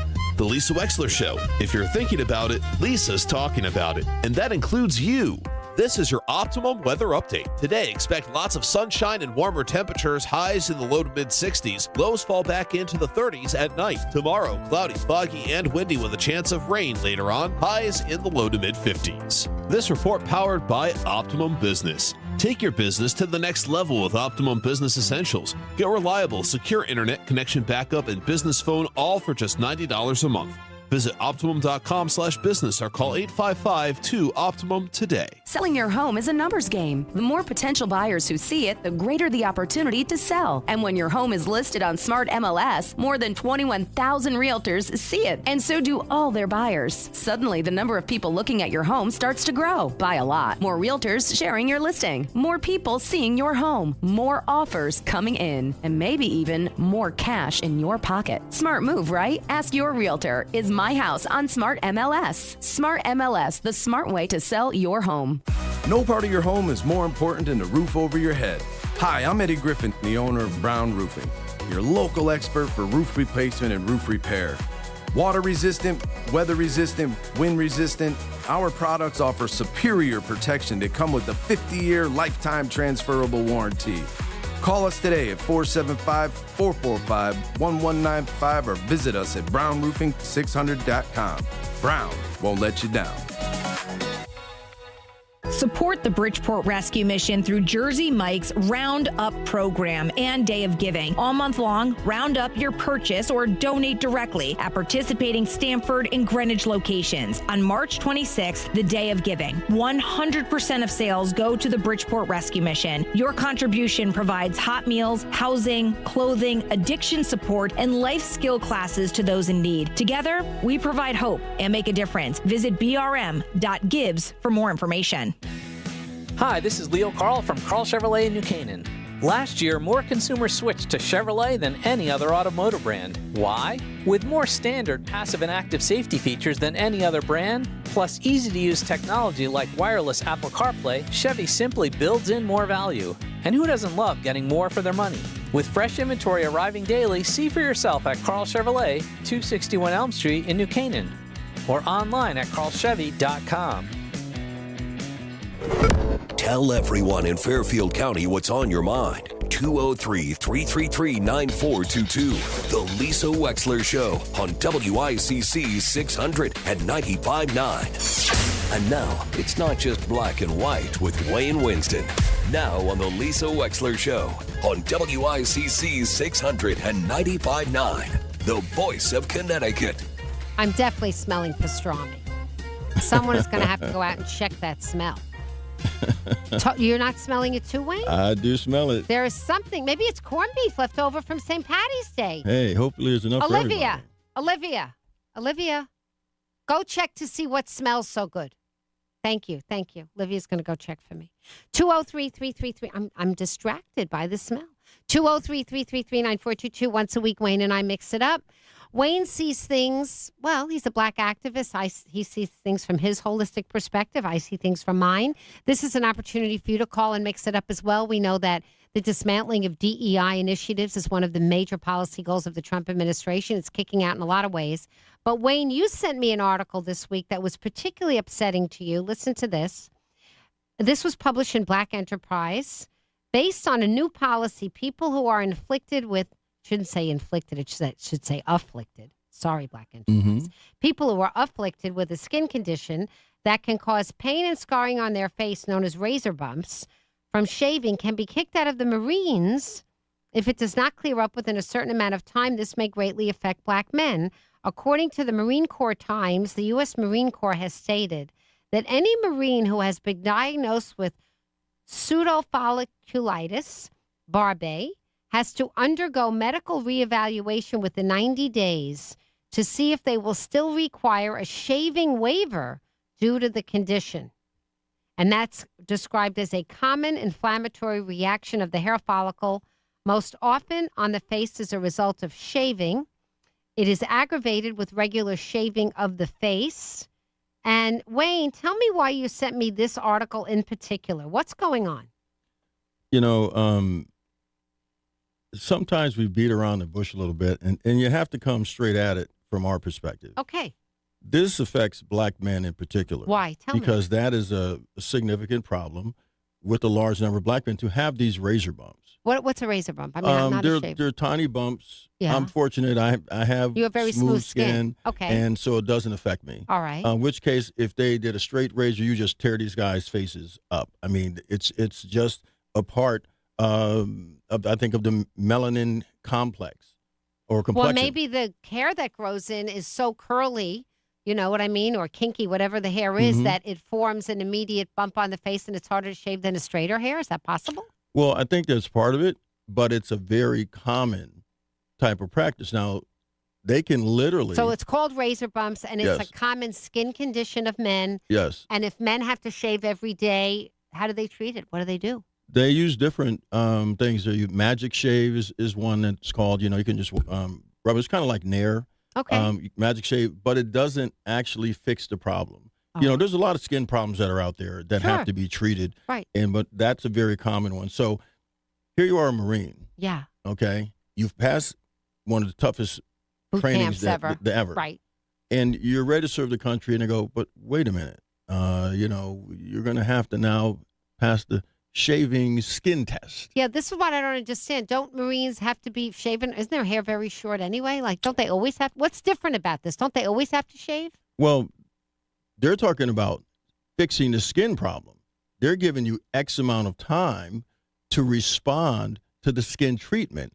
If you cannot, it affects your hygiene or what you, quote, look like as a Marine to defend this country. So you're saying that they're attacking disproportionately black men for something that disproportionately affects black men to give them more or less like a demerit as a Marine? Is that what we're saying here? That they're singling out. It says this is the headline. Yep. Black Marines with razor bumps could be kicked out of the military due to a new policy. Kicked out of the military. By the way, we don't have enough people who are signing up for the military. Let me just say, we have such gross obesity in this country that most people don't qualify. And that's truth.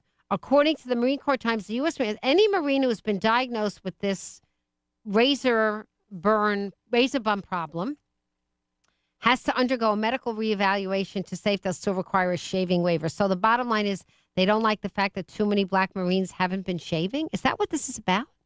No. Well, there's racial issues involved as far as ensuring the health, resilience, and discipline of our Marines and sailors is essential to sustaining our war-fighting capability and maintaining the high standard required to remain ready for any challenge, a message sent from the Marine states.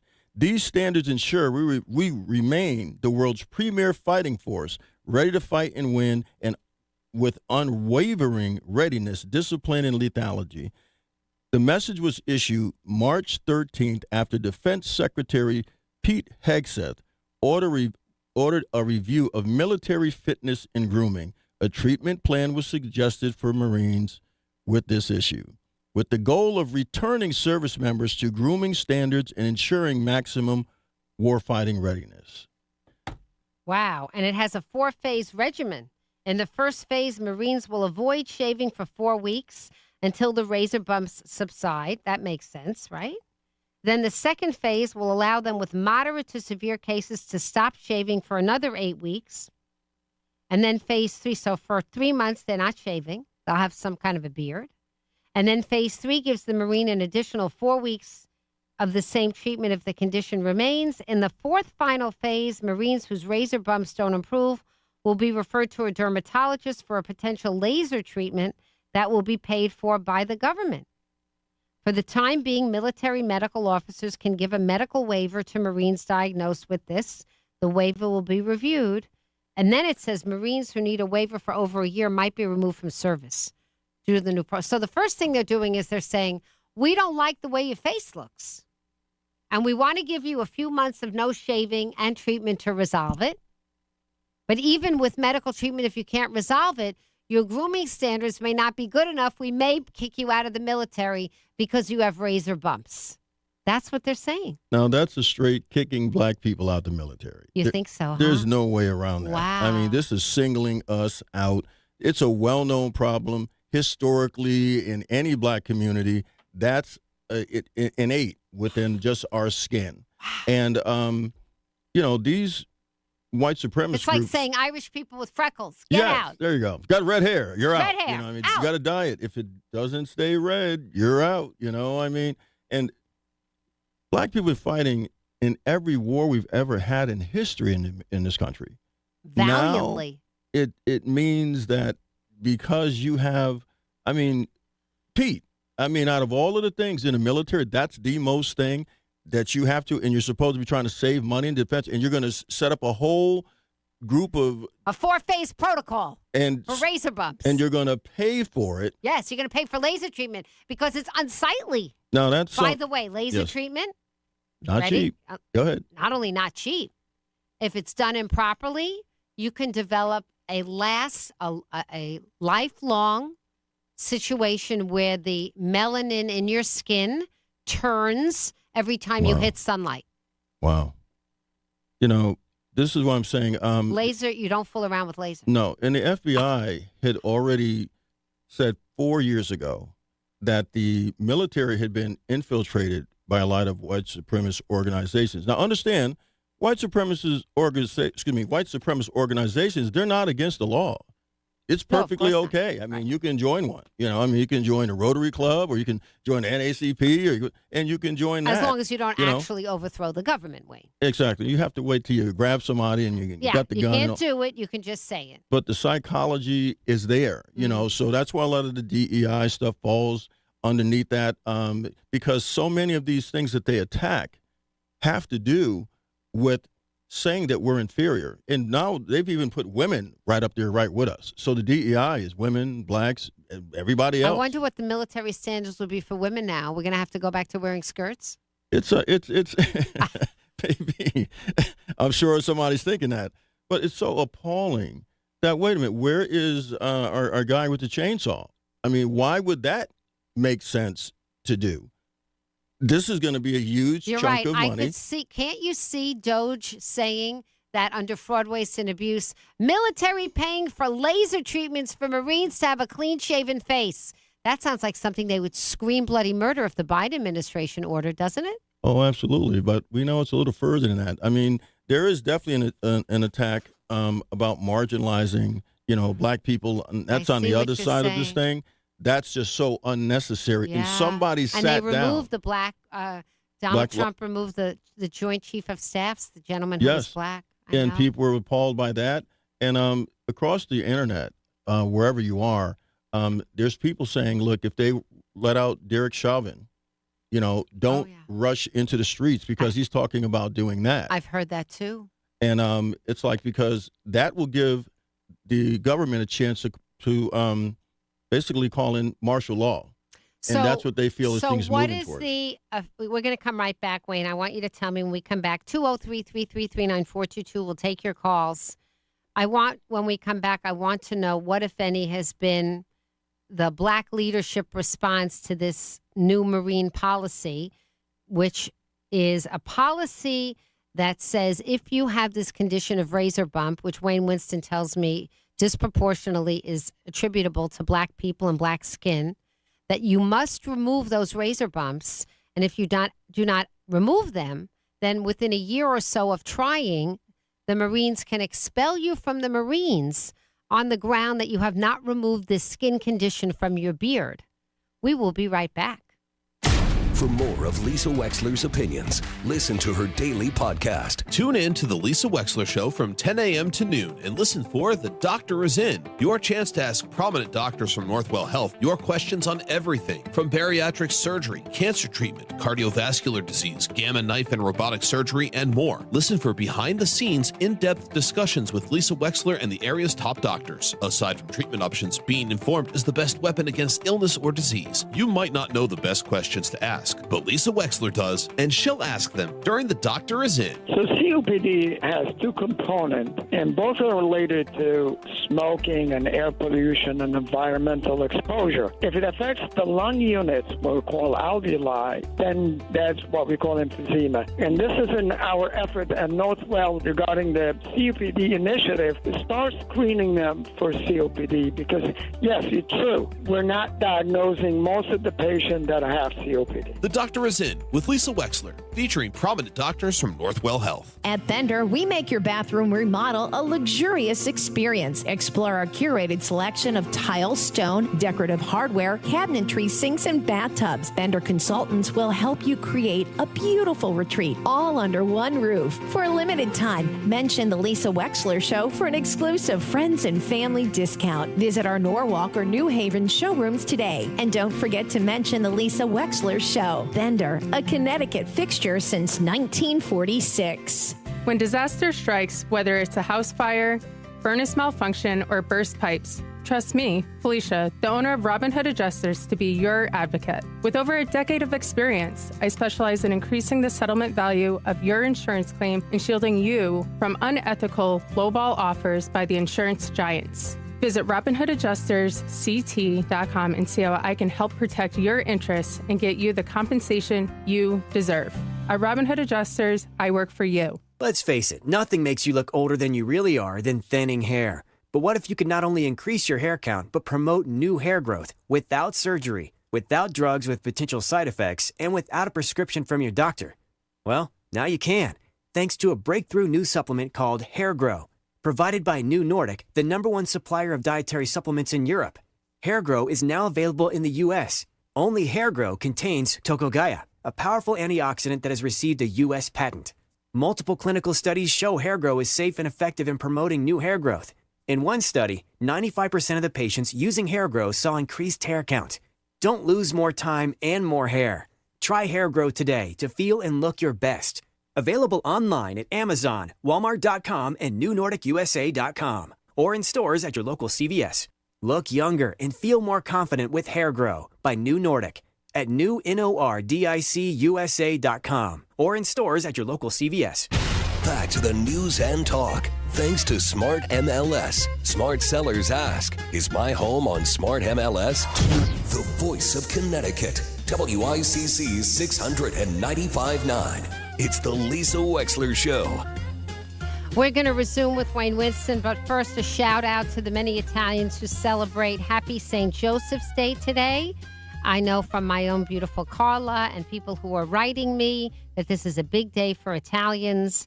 And I just want to say happy. This is the same week as St. Paddy's Day, which largely focuses on our Irish American community. So happy St. Joseph's Day, which I understand largely focuses on our Italian community. And I also understand that the Italian bakeries in the area really do it up. So if you love Italian pastry, today's the day to go. Wayne Winston joins us every Wednesday. We talk about issues that are of importance to the Black community in particular. And Wayne has highlighted a new policy of the Marines under our Secretary of Defense, Pete Hegseth, that is singling out Marines that have a razor bump condition called pseudofolliculitis. And it is apparently treatable, but not always treatable in the way that it will disappear.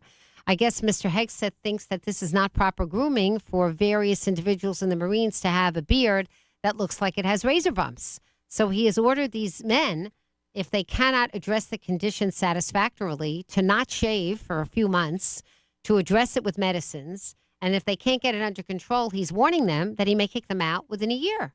Wayne, what is the official, if any, response of Black leadership to this new policy? Is there one? Well, right now it's still pretty new. I mean, I know that the NAACP, as an organization, is very concerned about this. And these are things locally. Some of the stuff we talk about on the show, mainstream doesn't know. And even a lot of people in our Black communities don't know because there's so much stuff we're being bombarded with. There is right a now. lot of news every day. And that's why I appreciate being here and sharing. It says you have to ask yourself, what would be the true outcome to spend money? What would be the that's real right. purpose? The other piece of it is that that on their own dime, the federal government will laser off the razor bumps and presumably fix your condition. And if they can't, in order to keep you there. yes, because your courage isn't enough. Your commitment is enough. Going through the basic training is not enough. You serving, for that matter, tours, because it's not new. It's like it doesn't say new recruits. Are we gonna have women whose legs are not adequately shaved inspected next? You've got nubby legs. I see some nubs. It's just something that says where we are going as this country, and it's pretty frightening. The Black History programs are already being affected with the DEI because a lot of that had to do the funds that came in, the federal grants and all that. That's our tax money. It's supposed to reflect things in our community. It's supposed to affect how we feed our children at breakfast and at lunch, and they're killing off those programs. That's across the board affecting everybody. I do not understand what we're doing in this country. I do understand. Let me correct that. I do understand that we have a couple of billionaires playing a billionaire game, and we're basically the collateral damage, and that's unfortunate. But these things right here are specific as they're focusing on things that absolutely hurt and can damage the Black community in large numbers. What you are also very concerned, 203-333-9422. Olivia, let's put through a caller right now because we only have a couple of minutes if it's somebody who wants to chat with Wayne. Because otherwise, I wanted to talk about the historically Black colleges, Wayne, that you said were also under target and attack for being historically Black colleges. Yes. And that's a big deal. Yes. Because that is their raison d'etre. That is their reason for being. Let's go to Sandy from, I think, Bridgeport. Sandy, you got a couple of minutes. You're on the air with Wayne Winston. Hi, Sandy. Hi, how are you guys? Hello, Good. Sandy. How you doing? I just had a comment. I just think this new thing for the military is so ridiculous. And I'm just wondering, what are they going to do now to get Black women out? Because Black women are in the service. Are they going to make us, not wear weaves or something? Find a way to, shut us out? That's what I'm thinking, because it's so ridiculous that they're doing. Mm-hmm. The racism is just mind-boggling to me. And Sandy, when you hear about this razor bump thing, do you concur with Wayne? Is this something that afflicts a lot of Black men? Have you heard of this condition? I immediately thought of Black men, because I know of Black men who do have that condition, and I don't see any other ethnicity that has that. Okay. I immediately went to, I knew it was Black men. So you agree with Wayne? This is targeted at Black men. 1,000%. Wow. And this is the head of the Defense Department. This isn't somebody in the middle. This is something that went through the channels. They signed off, and they're funding it. So that is purposeful. Can you imagine, Sandy? They want to pay for laser. I'm telling you, it's like one of these weird headlines from the Biden administration. Look what the government is paying for. I think if people saw this and knew about this, their heads would spin. Really? You know what's so sad? There are so many other issues that are so much more important. That's right. Yes. So many others that we need to focus on. And you're talking about Black men and their bumps on their head? Really? Come on. Right. My God, I want to move to another country now. I really No, Sandy, you must stay here. You must be part of this country because we have to have people like you with your values. We have to have you here. What else are we going to have? Of course. Thanks, Sandy. Wow. But thank you for hearing my comment. I kind of pulled over to comment. I couldn't believe what I was hearing. Yeah, that's the kind of stories we like to bring to your attention. There's so much to read and understand. Wayne, I thank you for this one. This one would have escaped me. I never would have gotten this one. Thank you. It's real. And that's what I needed people to know, that it is real. So if we're looking at what the most important things are in this country, and this is what we're willing to spend our money on, this is what you want to focus on, that's not by accident. And they know statistically who this is going to affect, and goes to the other side where Black colleges are being sued for not conforming with DEI because they're not having enough white people and Asian people in, when that's what they were designed for to begin with, because we couldn't go to white colleges. And that is a very big, wide, and important topic. We will definitely get to that next Wednesday because we have to understand how we can respect those institutions and what they do. Yes. All right, we'll be back. Wayne Winston, thank you so much for joining us today. John Kamal, Chris Williams with the download, and then it's Paul Pacelli with Connecticut Today. We'll be back behind the mic tomorrow.